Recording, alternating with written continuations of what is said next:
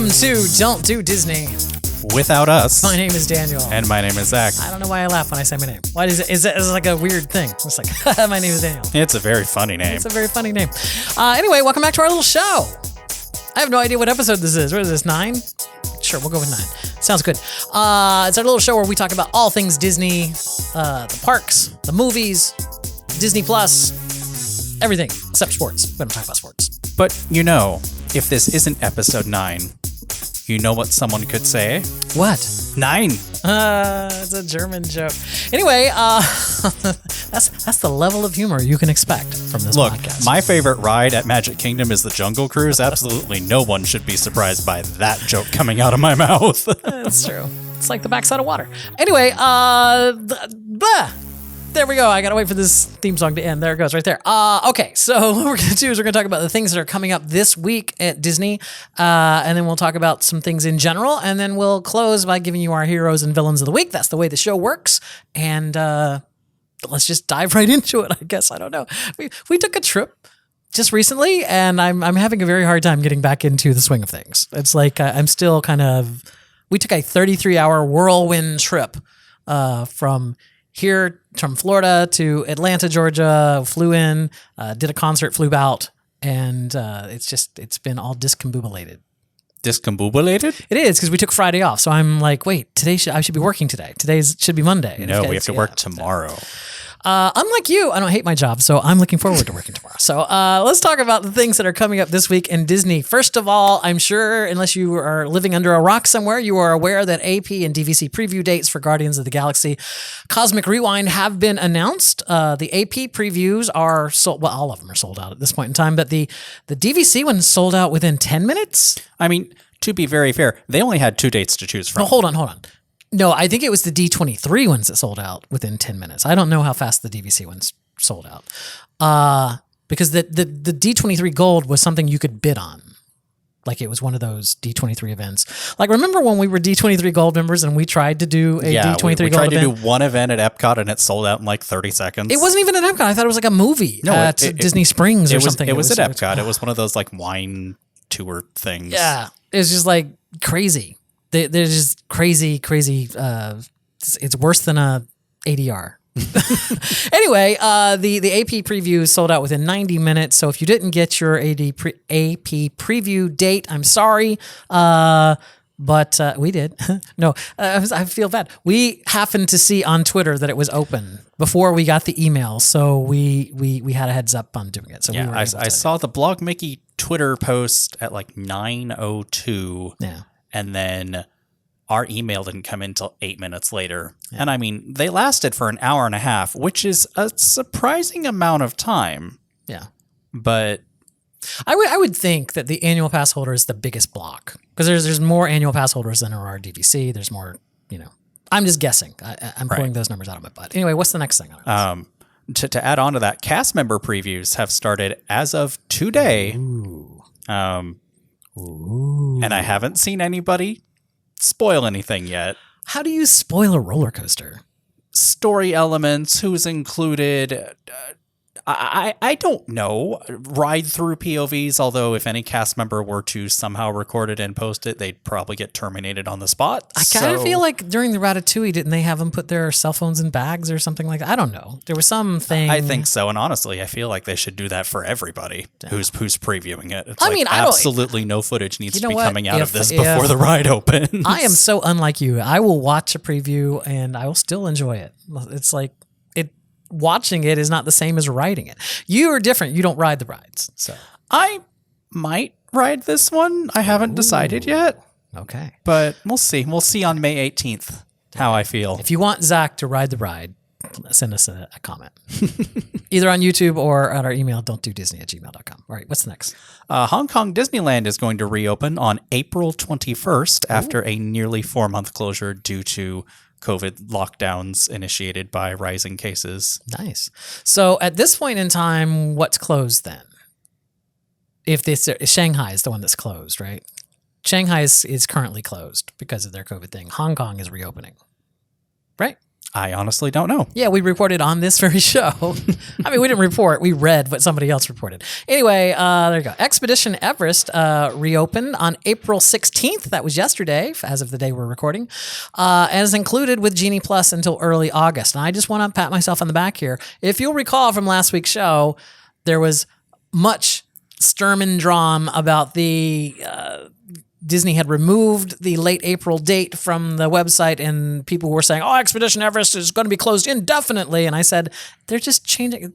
They just changed the date. They let them make an announcement, for God's sakes, before you decide that." And of course, here we go. After all of that whining, here we go. April 16th, already open. As far as it was supposed to be today, I think, but it opened yesterday. And based on people who have ridden it, I was correct. Disco Yeti has not been fixed. Yeah, of course they're not going to fix that. Unless they come out with some crazy... No, but roller coasters are dangerous things that have to be maintained. And, so, yeah. Anyway, go ahead. What's next? World of Color, which is Disney California Adventure Park's nighttime show, is returning on April 22nd. And it will be using a virtual queue system. Signups for that will start at noon. You have to have already entered DCA or park hopped from... Do they call it Magic Kingdom there? Yeah. Park hopped from Disneyland's Magic Kingdom by noon I don't know. to get in. I think maybe they call that Disneyland. Yeah. If you don't get into the virtual queue, there are still traditional viewing areas. You will have to speak to a cast member at Paradise Pier, and they will let you know if there is any availability for walk-ups. Yeah, also, this does not exclude those dining packages, so you can still... You don't have to join a virtual queue if you're going to dine at Carthay Circle or any of the restaurants over at DCA that give you a package. Like there are viewing packages, like we did ours at Carthay Circle. Right? Yes. So those are unaffected by this. But I did see some confusion online. People were saying, well, why aren't they using Genie Plus for this? Why are they using virtual queues? I think the very simple answer there is, why would you want... You would basically be requiring people to give up one of their 2-hour windows in order to book a nighttime show. Right. As opposed... It's like that seems like a bad use of your Genie Plus, right? If you want to queue for another ride so that you can then have another one 2 hours later, and having to at noon waste one of your 2-hour blocks for an 8 p.m. show seems uneventful or whatever. So this is the case of Disney doing what was right? They were being fair. Pianist Carol Stein, who previously performed as part of the Comedy Warehouse at Pleasure Island. I did not know that. I did not know that either, and I heard that when I was watching the Food Blog news video for this week. I'm like, oh, and I'm glad that you're getting to read this, because I didn't know if you'd ever seen Carol Stein at Pleasure Island. I just didn't know it was her. I mean, I went to the Comedy Warehouse many times, so I'm assuming that I heard Carol. Also, Carol Stein. I'll finish this in a second, but Carol Stein was at. It wasn't a pin event. It was something in the World Show place where we were looking at a gingerbread house or something. Festival of the Holidays. Festival of the Holiday, and she was playing there. Because it was like, "Hi, I'm Carol." Remember? Yeah. Anyway, she's a very perky woman. But she's also been playing at the Rose and Crown and beneath the UK Pavilion gazebo for a while. She's now been moved, which if you follow her on Instagram, you already knew this, that she was going to be moving to the American Adventure Rotunda Sunday through Thursday, alternating with the Voices of Liberty. So if you would like to see Carol Stein, a very talented Disney pianist, then check out the show times over at the American Adventure Rotunda. I'm trying to remember. Did you know that was Carol Stein from the Comedy Warehouse when we saw her at the World Show place? No, did not. No. You just thought it was some really perky cast member named Carol playing the piano? Yeah. Also returning on April 27th, being resurrected from the grave for the umpteenth time. You mean the 22nd? Excuse me. Yes, the 22nd. Numbers are hard. Is the Main Street Electrical Parade at Disneyland. Street Electrical Parade.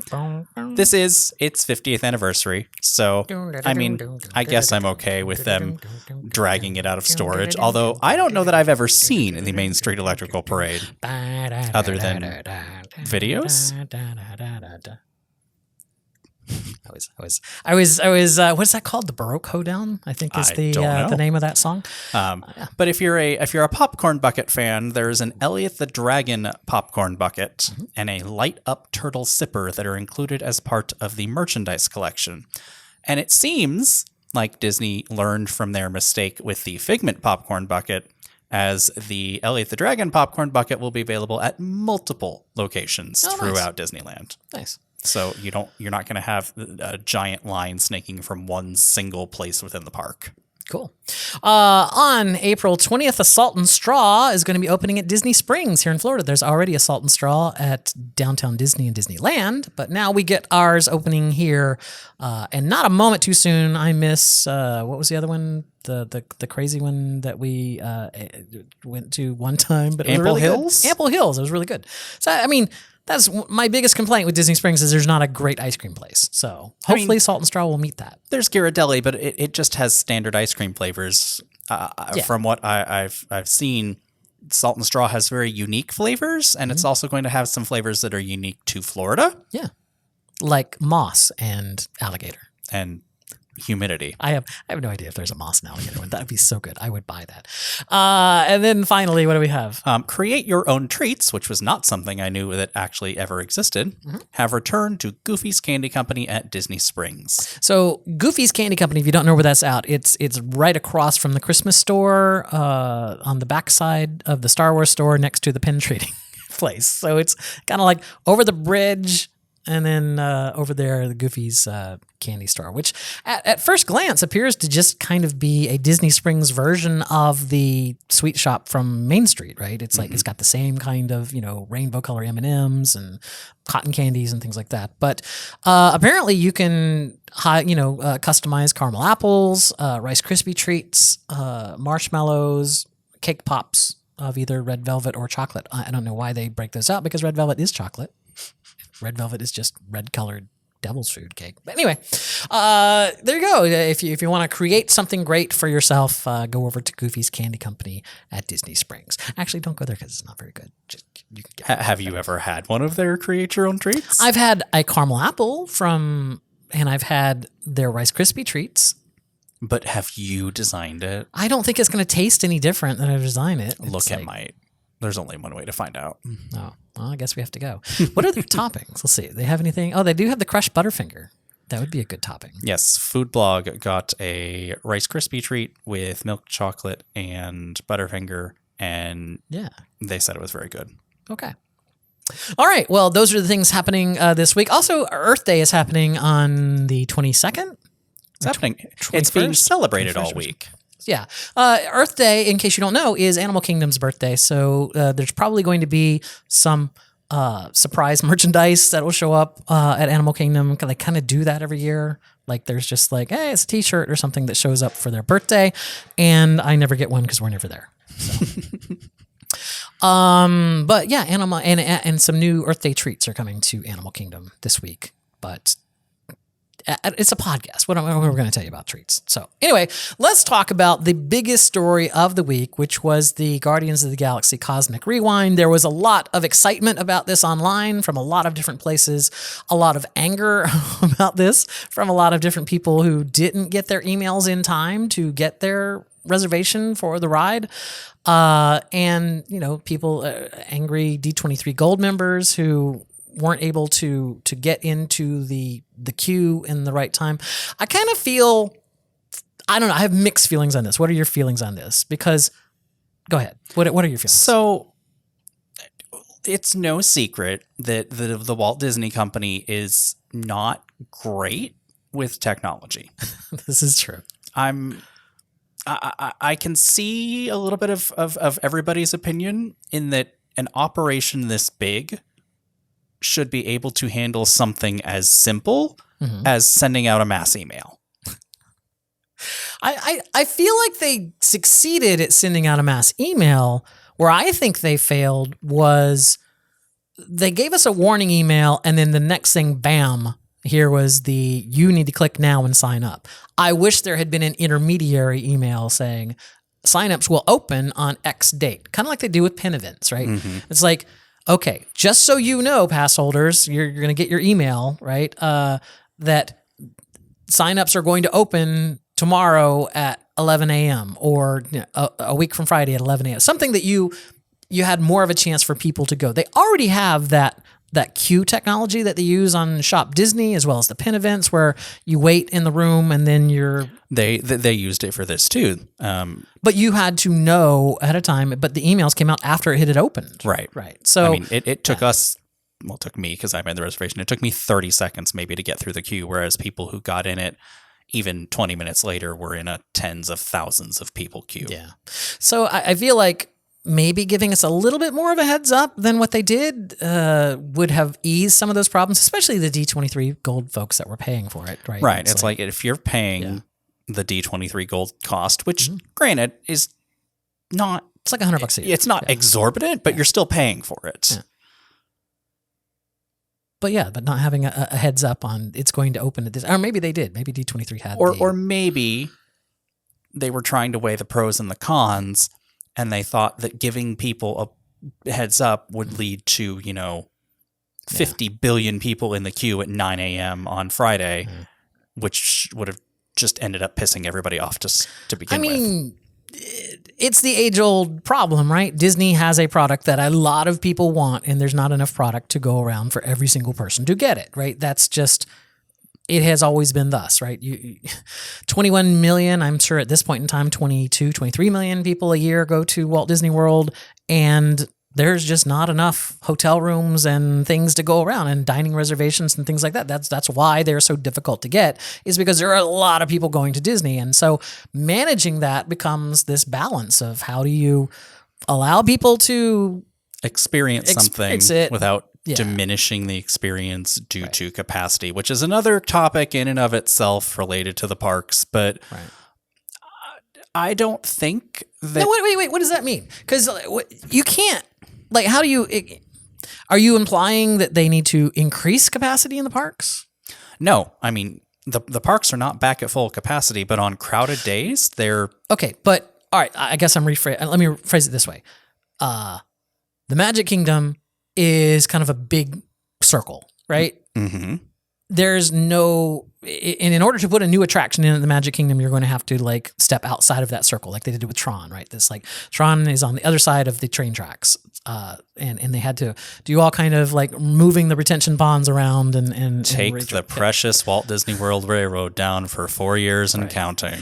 But there's not much more you could do to the kingdom. It's like there's no unclaimed space in the kingdom that you could just put in another attraction. So it's like the Magic Kingdom is pretty much as big as the Magic Kingdom is ever going to be.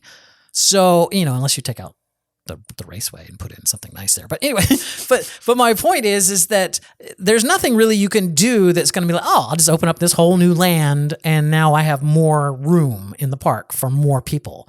So you can't increase the capacity of the Magic Kingdom. So you see what I'm saying? So my question is, what do you want them to do? I don't know. I don't know that if they had whatever the start date of the AP previews is, I don't know if they had gone 7 days a week until the ride opens on May 27th, if you could have fit in every pass holder who wanted one. Yeah, because I don't know that you could. I've seen several reports so far from the cast member previews that it's already gone down. Even if it's just a little bit here and there, that adds up. Yeah. That's going to eat into everybody else's time. Mm-hmm. So, and I know, like if we go over and it's down, it's like, I'm going to be pissed. Now, at some point, right, you have to open it to the public, right? Because it's great that pass holders get to experience it ahead of time. That's a great perk of being a pass holder. But then there are people who are taking their once in a life Disney trip and paying tens of thousands of dollars to stay there. And they're like, wait, why? These people are riding this ride. Why can't I ride this ride? I paid to be in here today. It's like, why can't I ride that ride? So I feel like it's a damned if you do, damned if you don't situation here, where you have this very limited product and you have a huge demand for it, and trying to balance that, you're always going to end up with someone being upset. Right, and then the only two levers Disney has to pull are capping attendance, which they're never going to do. Or raising prices. Which they do. And every time they do, people whine and moan about it online. Now, I will say that they are capping attendance more nowadays. I feel like this spring break period here, they have been capping attendance on numerous days. There have been numerous days where there are no park reservations available on any bucket. And that, to me, that's capped, right? It's like, we're not going to allow anyone else to go there. And we know, one of the executives said, they are not back at full capacity in the parks right now. It feels like it because not everything has reopened. So you don't have a lot of the big people eaters like some of the shows and whatnot aren't running. So it feels like there's more people in the park because they're just crowded in all the choke points. Yep. But it's like, I don't know that I want the parks to go back to full capacity. I mean, I've never been at Magic Kingdom when they've shut the gates and told people, we have 3 other parks you can go to. You can't come into the Magic Kingdom right now. There are too many people here. And I don't know that I ever want to be. That's wall-to-wall people. It is. I've been there. The gay days here in Florida oftentimes caps early in the day, like at around 10 a.m. or something, in the before times. Now, this year, they're going to have reservations, right? Park reservations, so it would cap ahead of time. Anyway, the point, let's get back to Guardians of the Galaxy. Guardians of the Galaxy, like I said, we got our reservation for May 18th, so we will get to ride it. I'm looking forward to it. I'm curious, though. You said you might ride it. I may ride it. Now, you also said earlier that you don't want to be spoiled and you don't want to see any ride footage. My question to you is, how would you gauge that it's tame enough for you to ride without actually seeing the ride footage that you don't want to see? I mean, if a cast member or something describes it as tame, that's one thing. Okay. But that's completely different from being told, hey, so-and-so appears at this point in the launch. Okay. It's like, I don't know. I am very spoiler averse to everything. Okay. I don't want to know the ending. I don't want to know who dies. I don't want to know whatever it is. I will watch the videos. I will take that bullet. I'll watch the videos, the ride previews, and see whether I think you can ride it or not. Because I know, I feel that you're fine with Seven Dwarves, Mine Train, the Barnstormer. Although you haven't ridden it, I'm fairly sure you'd be okay on Slinky Dog. The rides that I wouldn't think that you would be okay on would be Thunder Mountain, Space Mountain, Everest, Expedition Everest. Probably just those 3. As far as Rock and Roller Coaster. Yeah, Rock and Roller Coaster. Although it's a very smooth ride, as is Expedition Everest.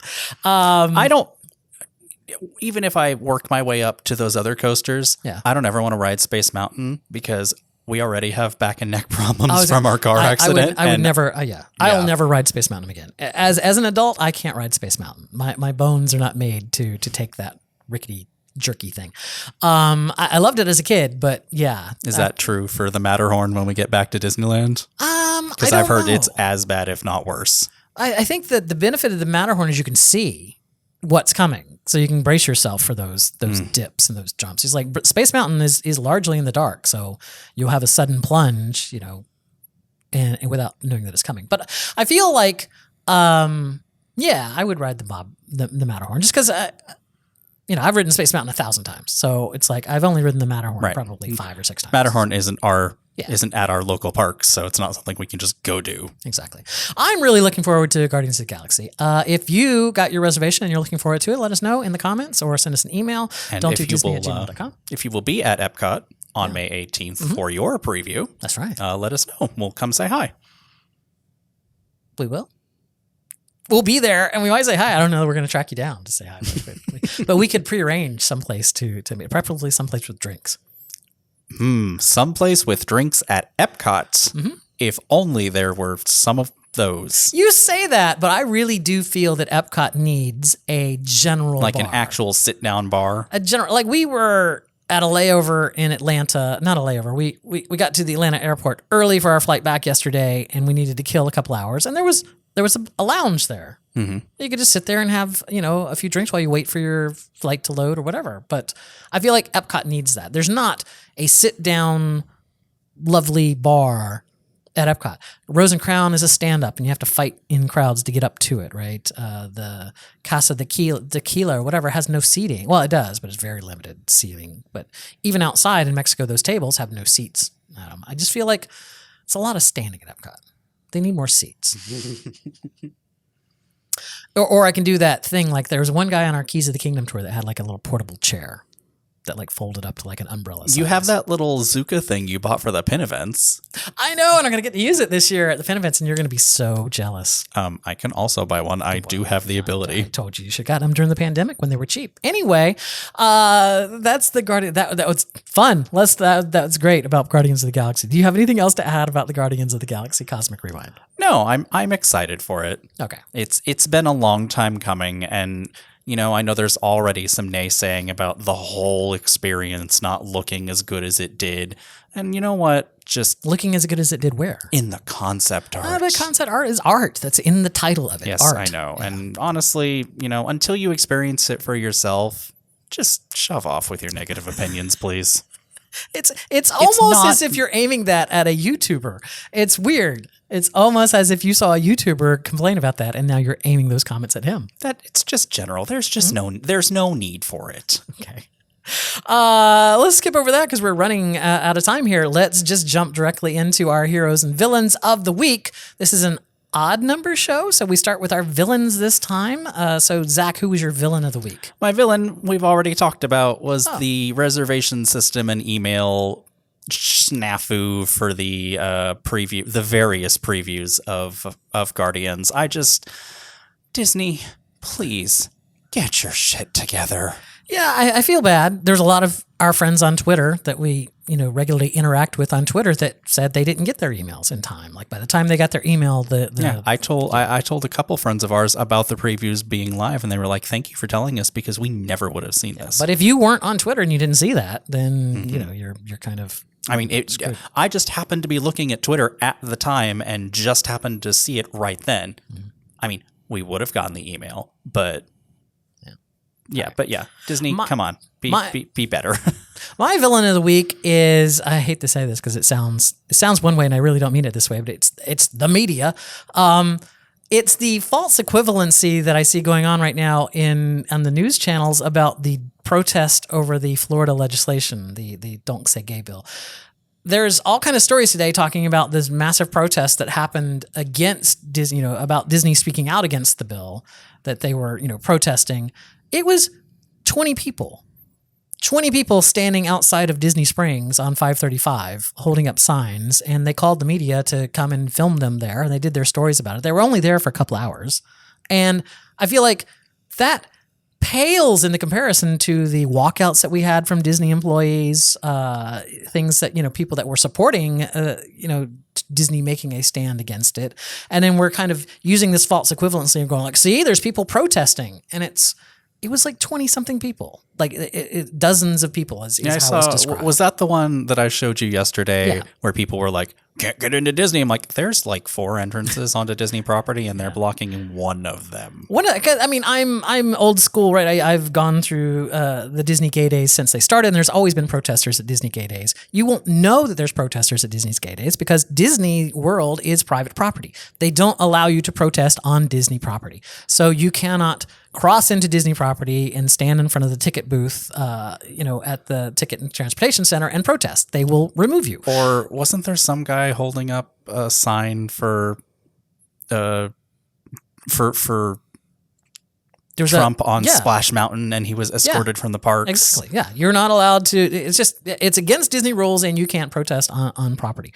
So the best that you can do is set up on the public sidewalks out in front of any of the Disney World entrances. Well, the only real entrance that is on kind of a road that you could get to is 535.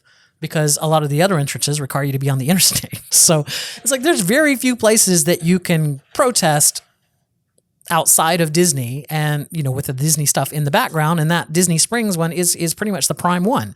And if you've ever gone past that corner, it's a very small entrance. There's only 2 corners there. It's like it really wouldn't house more than a couple hundred people if it was jam-packed, right? So you can never have a huge protest on Disney property. But it always gets reported as like this big thing that there's, huge protest against as people go to Disney. Well, I guarantee you, the people that were at the Kingdom that day never saw these protesters. They were not in their way. They didn't see them at all. It's like, that's just not a thing.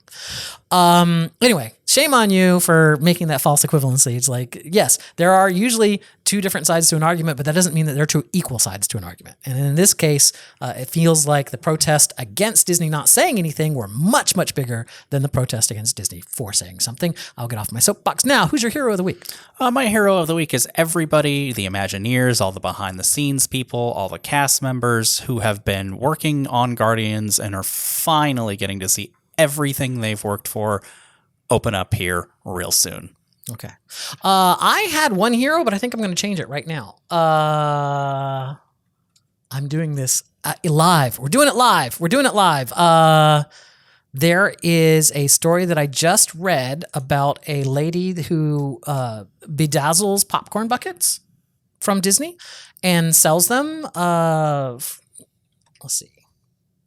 Let me find her. Say something while I look. There we go. Thank you. Thank you for filling in for me. You're welcome. Thank you. So was I was distracted by the headline. Okay. Her name is Jessica Fain. She has a website. I forget what it's called, like Fantastic Creations or something like that.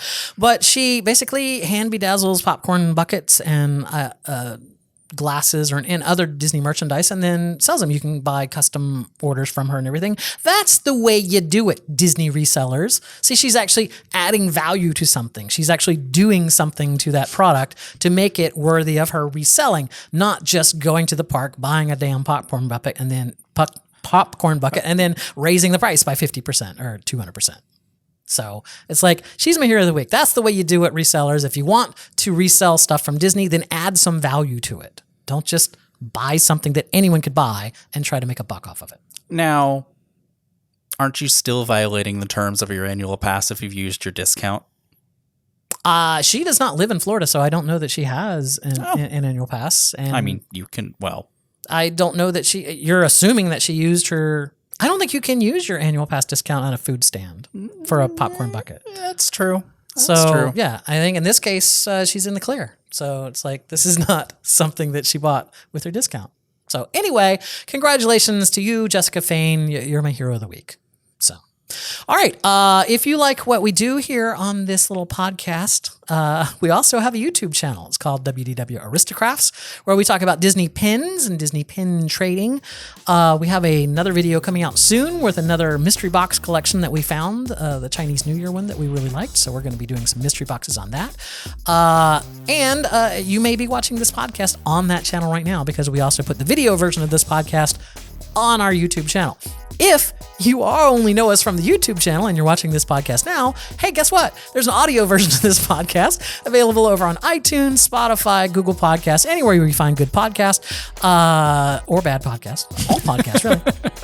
You can find us. Just look up Don't Do Disney, and we will show up there, and you can listen to us in your car or while you're walking, any of those kinds of things. So I think that's it. If you want to email us, you can do so, don'tdodisney@gmail.com. And I guess all we want you to know is that you're really, really... now I've tied myself into this thing. You can't do it. I can't do it. What I want to say is, don't do Disney without us.